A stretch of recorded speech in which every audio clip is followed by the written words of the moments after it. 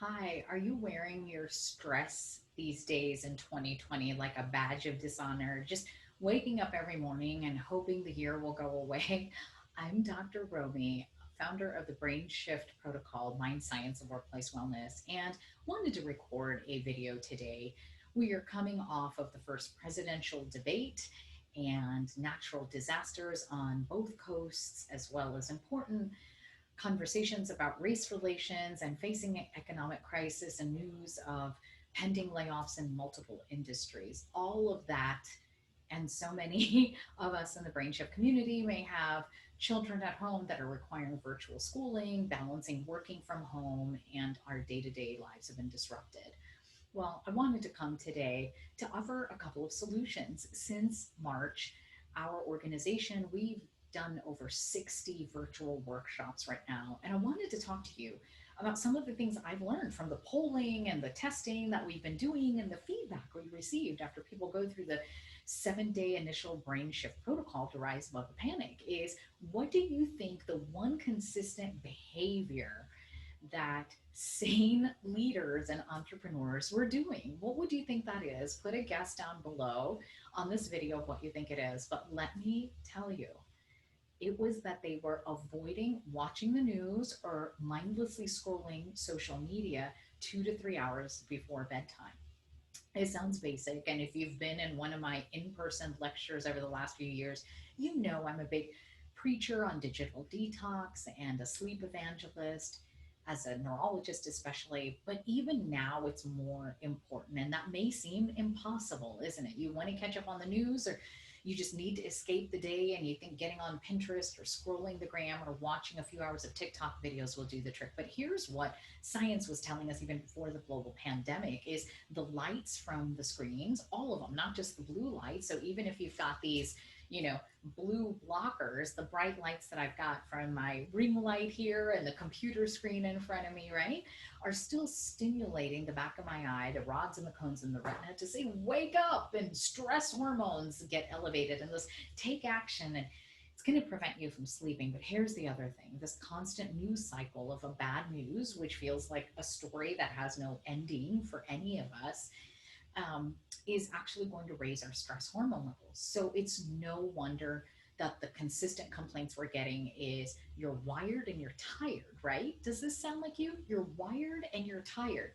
You're so exhausted, you want to go to bed, but your brain is just wired, running a marathon, ruminating anxiety, and you're obsessing over one small thing. Like for me, it was we just launched the Brain Shift Protocol virtual program for a tech client, and I couldn't fall asleep because I was thinking about, oh, the email delivery system got, caught in the spam folder. It's such a small problem in the scheme of things, but that's how our brain works when we don't stop. And so instead, I'll ask you is 2 to 3 hours before your bedtime, make a commitment not to watch the news or get on social media. Look, I know for many of you, you're doing your evening routines with family and you think you want to get some work done. Here's the recommendation I've been making is number one, go to bed early and wake up early and get work done. Because if your brain is restored and you've brain shifted that little bit, you'll actually get work done 2 to 3 times faster first thing in the morning, if that's the way you've got to start. So that's a little trick. Even if you find yourself going to bed at 8 o'clock with your children,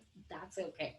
Here's the second step is find one chore or activity you can do where you actually feel like you see a positive result. It could be as simple as washing all the dishes in the sink and loading them into the dishwasher. There's this sense of accomplishment and relief, especially for high achieving individuals. Something that simple can create a large shift in your mood. And last but not least is, I get it. So many of us are in various stages of social distancing and quarantine, depending where you live here in the United States and around the world, is if you're going to pick something to watch, watch a positive story or something with a strong female lead. Here's an example that I love watching is the reruns of Extreme Home Makeover, right? Or the Tidying Up Show, whatever that's called on Netflix, where you watch these women just organize. You get to see a happy ending. America's Got Talent. Those feel good shows that have an arc. Certainly watching some of those reality TV shows where other people are arguing about their life and you think, oh, I'm going to feel better watching somebody else's life. That's a train wreck.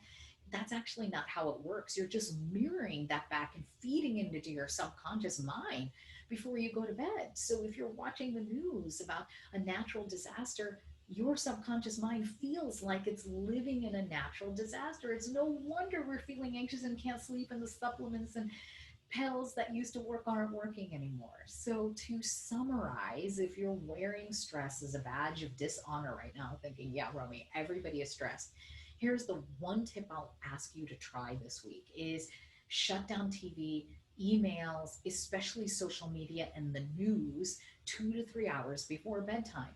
Find an activity where you feel like you're in control and can see something getting done.